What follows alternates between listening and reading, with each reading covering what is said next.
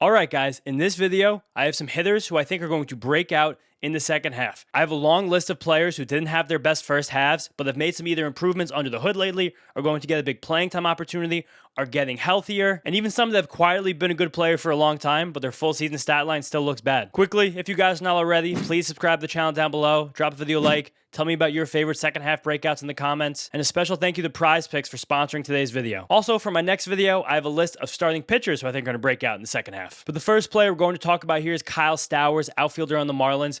It's just betting on the huge tools and the recent hot streak. Really catastrophic first chunk of the season for Stowers, where up until June 1st, through 37 games, he had a 200, 300, 360 slash line with 3 home runs, 11 RBIs, a 30% strikeout rate. But he also didn't really have a spring training after sustaining a hamstring injury. That was like late February or early March, and was out for the first 3 weeks of the season. So kind of floundered, but also didn't really have his timing. Now, since June 1st, Stowers has a 260, 340, 550 slash line with 9 home runs in 35 games. And looking at the stats above, it's amazing. He's already dragged himself back to a league average stat line, and I think he's going to go on a tear for basically the rest of the season. And something funny I noticed in my research about Stowers, and kind of makes me weirdly confident in my belief in him during the second half, he's actually been swinging and missing more lately as he's been playing better. The rolling charts here I'm going to show you first of his strikeout rate, and then of his whiff rate for the entire season.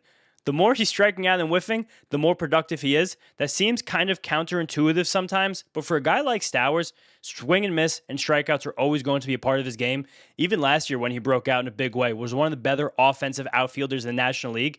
He had a strikeout rate that for other players would seem untenable. So I don't really care about that with him. I just want to see him ripping the ball. And this third rolling chart right here shows us Stowers' hard hit rate over the course of the season. And as those whiffs and strikeouts went up, so does hard hit rate. And on top of that, it makes sense because here's another rolling chart of his bat speed. And again, incrementally faster all season, is now back to swing a plus bat speed over 76 miles per hour.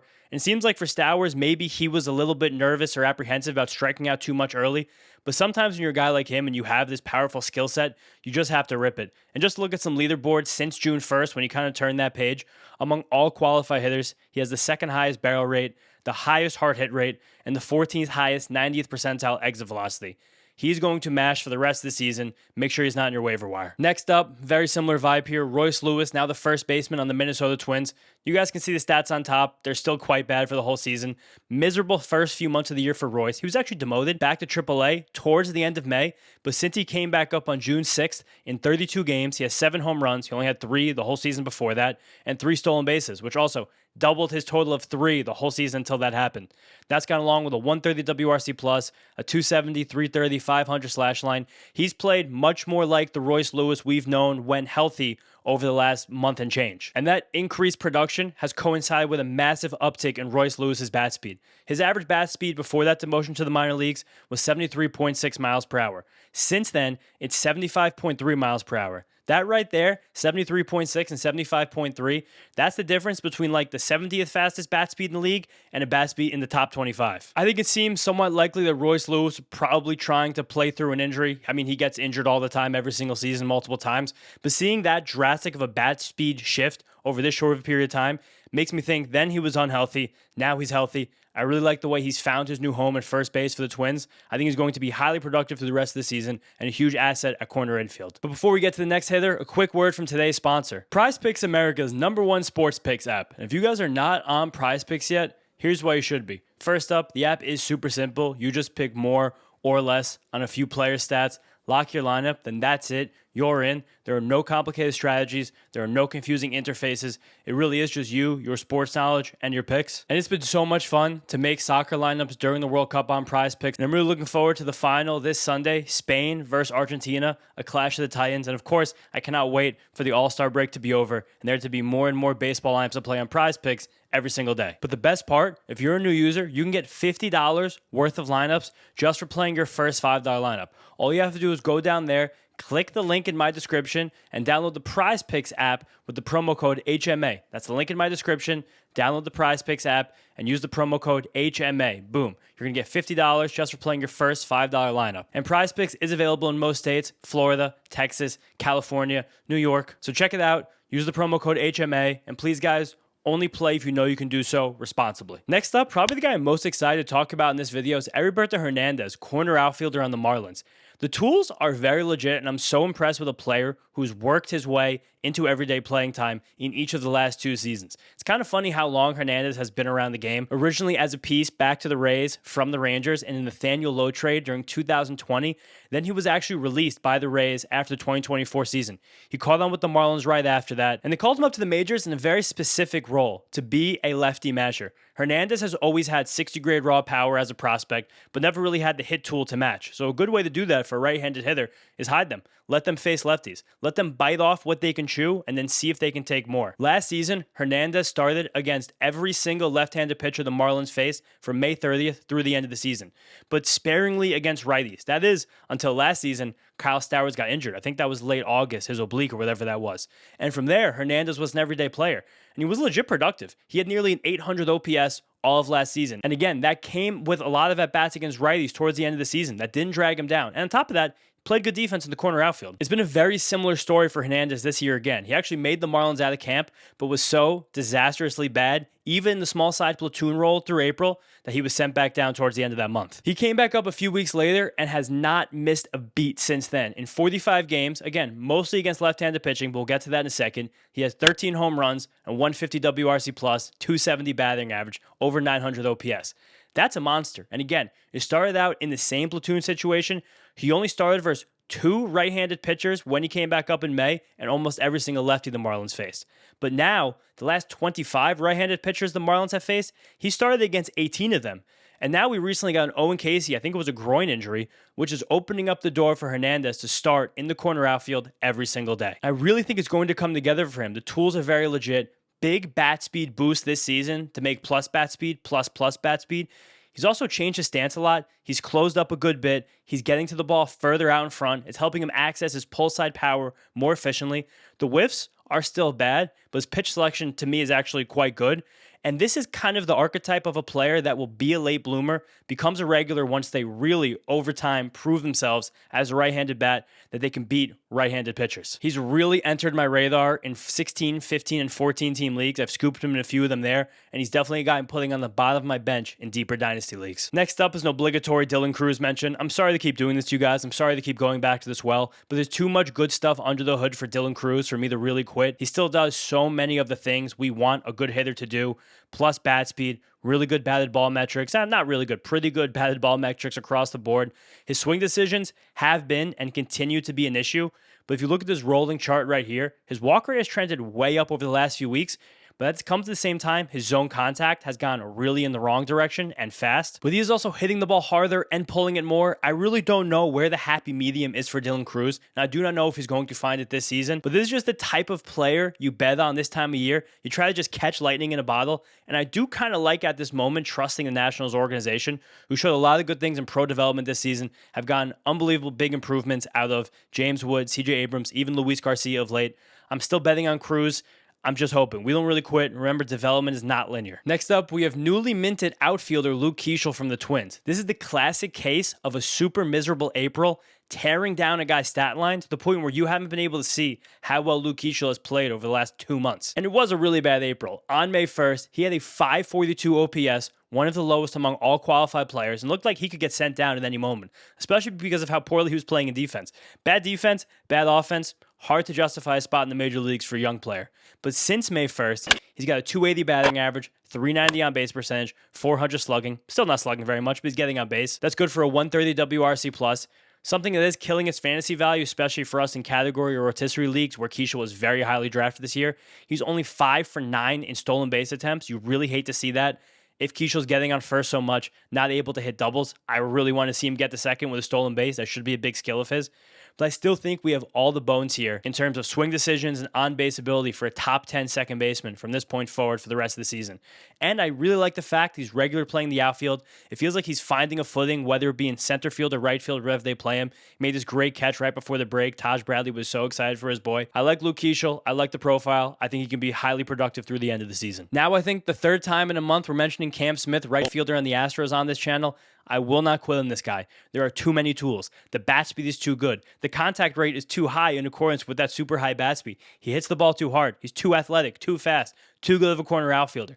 There will be some point, again, just like Dylan Cruz, Maybe it's not through the end of this year. There's going to be some point where Cam Smith puts it all together, at least to a greater degree. But if not, you could probably get a 2-month stretch from Cam Smith here where he hits like 14 home runs and steals 8 bases. That would be an amazing outcome. That'd be an instantly viable, 4th or 5th outfielder in a 12-team league. Even over the last month, he hasn't been particularly productive, but he has such a high hard hit rate. He has a better than league average expected WOBA.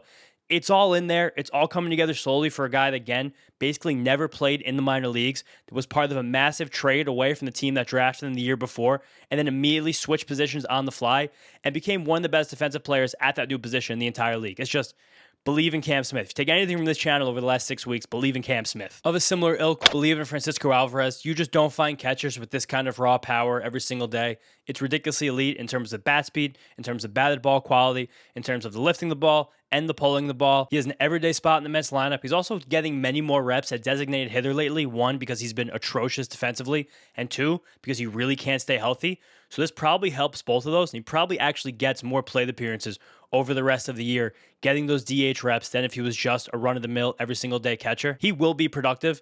Even since he came back from his torn meniscus in early June, he has a 270 batting average and just a hair under a 30 home run pace. Even in a 12-team league, if you're struggling at the catcher spot, if you have a guy like Salvador Perez, I think Francisco Alvarez can still perform like a top 12 catcher for the rest of the year.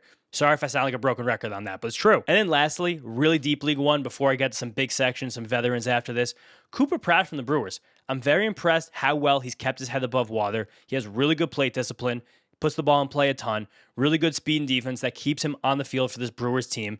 And I think his contact rate and his extreme patience will, no matter what, keep his on-base percentage high for the rest of the year. With a high on-base percentage, I think he's going to steal a bunch of bags. If you're in a deep league where you need a middle infielder that has some of those traits, I think Pratt can definitely provide them, and he's flying way under the radar at the moment. Next, I have 3 big sections of guys that there just wasn't enough actual data to give them a whole section like this, but guys who I think are definitely going to bounce back. First up are veterans who will not continue to be this bad, and we have Cal Raleigh, Manny Machado, Mookie Betts, Francisco Lindor, Jazz Chisholm, Gunnar Henderson, and Joe Adell. I don't know what the Polar Bears do in Arlington, Texas there. Bucks play in a second.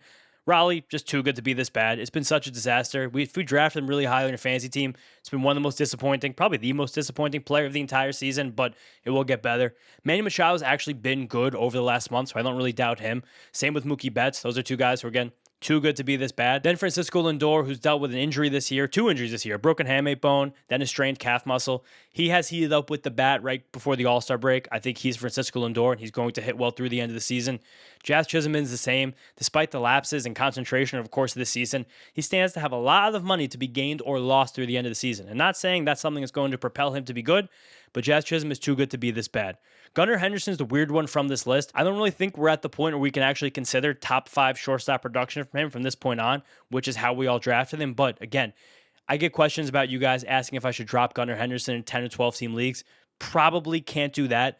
And I wanted to throw Joe Adell in here because he didn't fit my other 2 categories I'm going to share with you in a second. But since May 1st, Joe Adell's batted ball quality is basically exactly the same as it was last year. He's pulling more fly balls. He's hitting the ball incredibly hard. He's just having very bad batted ball luck. I know it's easy to forget about all the chaos happening in just the Los Angeles Angels organization because it's disaster every single day, night in, night out. But I think Joe Adell's a very viable 12-team outfielder the rest of the season. Next, we have players who are playing through injuries during the first half that will bounce back in the second. Eugenio Suarez, Luis Robert, Matt Chapman, Brendan Donovan, Jordan Lawler. Some of these guys have just been on the injured list a while, so I want to make sure they're on your guys' radars and you remember about them.